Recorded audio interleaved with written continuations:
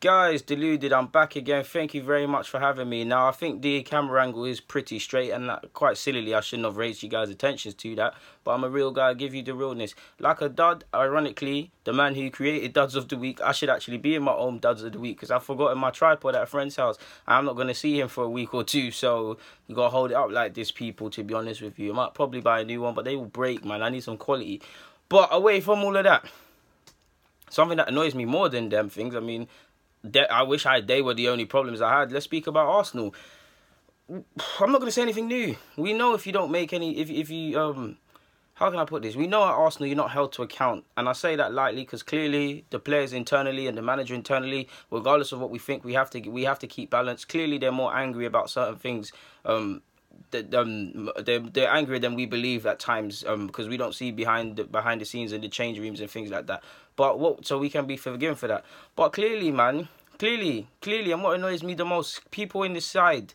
If you play for a top team, top 6 side now, if you play for anyone from Liverpool, historically you should know what Liverpool means to the shirt. You should know what the Liverpool shirt means. You should know what the United shirt means. You should know what the Arsenal shirt means. You should know what the Chelsea shirt means. And you should know what it means to play for Pep Guardiola, for example. You should know what it means to play for these sides, to be honest with you. Even if they're not necessarily top teams. Like if I played, for example, Nottingham Forest, I know there's a rich history with Clough, etc. I know that's a big team.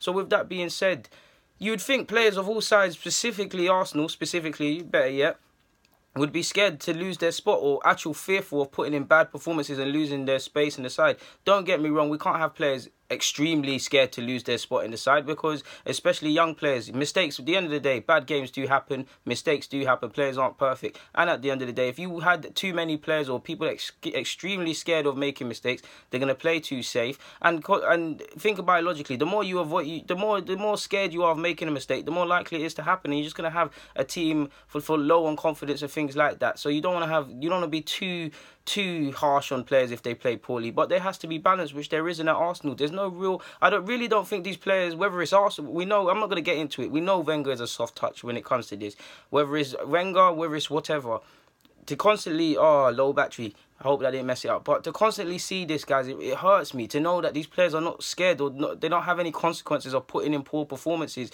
Like, they clearly don't. Away from the club, I always say this, away from the club, away from the Wenger, away from everything else, they're not putting in prideful performances for themselves or their families or the people that helped them get to this journey as footballers, or at least it's not clearly, visibly able to see that on a football pitch. I mean, they said their season relies on the Tottenham Hotspur game and all of these things like that, and it's a cup final. What happened? Ironically, what happened? You got smacked. It was only 1-0, but the fashion, was it 1-0? The fashion you lost to Spurs, it should have been more. Added to that, ironically, in a cup final, you weren't at it. It doesn't matter if we're home, away, in cup finals, man, are just not at this thing consistently. So that's what scares me. These players, they know if they put in a 0 out of 10, they're still going to be in the side. And it's ridiculous. It's ridiculous. It's ridiculous. Like, Mustafi, I actually believe Mustafi's been having a better season than last, and he's having a better season than some of the players. Not that that's anything to be proud of.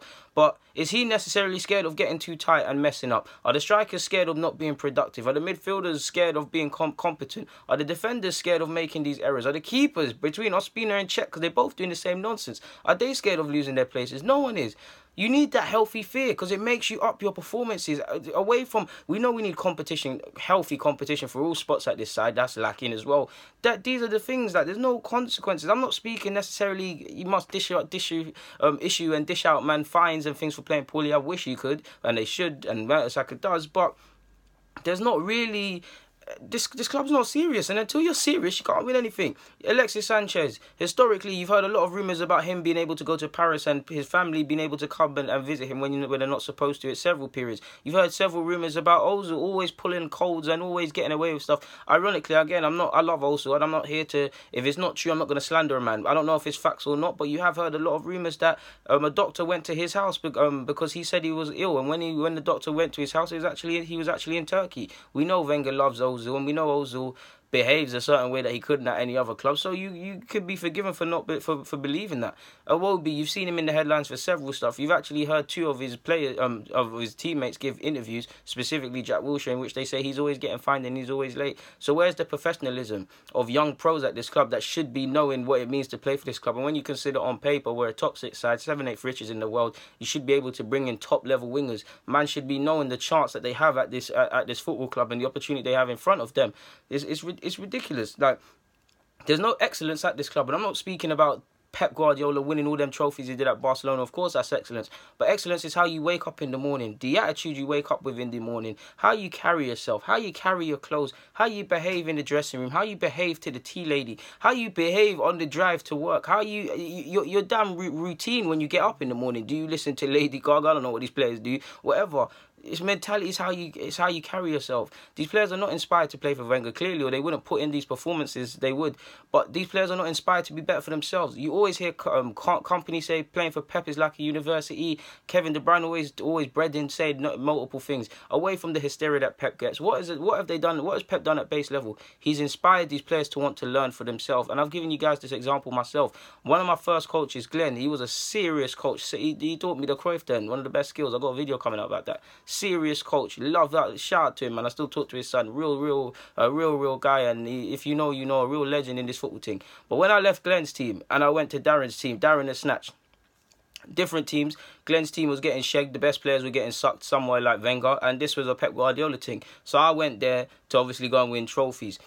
Darren and Snatch inspired me to want to be a winner, inspired me to want to be better. In fact, the whole reason I kind of look at football in an analytical way, similar to Xabi Alonso and Pep, is because of Darren. I remember one of the first sessions, he brought out the tactics board and he explained as a fullback where you should be off the ball, where you could be on the ball, where you could be when your midfielders has it. And that inspired brilliance in me. So then I went home. I started learning about fullbacks a bit more beyond what I should. And then that made me want to be better. And you could see a difference in my game compared to before. Before that, I mean, I wanted to be a better footballer, but you didn't know how to. You come training. I must admit, guys, I was never historically the best trainer. I hate sprinting. I hate sprinting. Like, if I could play football just walking like them Spaniards, I would. But it's just nonsense. Like, especially when you look at the rest of the top 6, specifically Spurs and Chelsea. Yeah, I'm not here to dig out players. I'm not here to do all this nonsense with Chelsea and Arsenal and Spurs. We know we all hate each other and we all whatever. Yeah. Let's look at the Chelsea side. They've got Pedro, they've got Willian, they've got some better attackers than us. But collectively, if you look at that whole side, if you say Arsenal squad's better or you say Chelsea squad's better, that's cool. Are you going to tell me there's a massive difference? Like, that's not one of the... And I say that lightly. I'm not trying to dig Chelsea players out because they got Hazard and Courtois. But it's one of the worst collective sides, quality-wise, that I've seen from Chelsea in recent years, especially considering they just won a league title and they didn't invest, whether for Conte or whatever. I'm not here to dig out players. But if you look at the two Arsenal sides, Arsenal and Chelsea, is there a massive difference collectively, especially that back four with Cahill and them man there? There's not a massive difference. Because shout out to Christensen, he's 30. There's not a massive difference. The massive difference is the mentality, how they behave. Spurs, yeah, they got Kane. Yeah, they've got players that will walk into their side. They got Toby, their back five is 30. But especially their midfield talents and things like that. When you look at them player for player, is there much difference? Collectively throughout the whole squad, and they got a better keeper. Is there much difference? We've beaten Spurs to top 4 before. But is there much difference? No. The difference is Spurs are inspired. The players are inspired. The players of Chelsea and Spurs, for example, and Liverpool to a degree now, certainly this season because of the way they're smoking teams, they hold themselves to higher regard than these Arsenal players. These Arsenal players, they don't rate themselves. And of course, I'm waffling in that because clearly they love themselves, but there's no pride. If you had pride, you wouldn't do what you did. And it also comes down to Wenger and the tactics. Spurs messed up the first 10 minutes against Juventus, but their game plan saw that they had a game plan. Yes, Juventus bottled it. They tactically outclassed them for the first 10 minutes, and then they bottled it. But Spurs had a game plan to get back in it, regardless of whether they're 5-0 down, 2-0 down, or 1-0 up. There's the difference. Like, until you're inspired, you can overachieve. You know, when your team is I'm done, man. There's just until there's some real fear, there's some real consequences for poor performances. Not a damn thing can change at this football club. I mean, when the man at the club is continuously making bad decisions and hasn't been sacked or nothing, then there is ultimately no consequences. But that all comes from Stan Kroenke at the top. Allegedly, you're hearing rumours in regards to Wenger might leave now, and shortlists again are being drawn up, and Josh Kroenke and Stan Kroenke are growing tired of Wenger. I'm not going to get into all of that because I don't know that, innit? But this is my two pence that I've added. Guys, the Ludic Guna, YouTube's and Golo Kante. Get in the comments, subscribe, and do the rest. I'm out.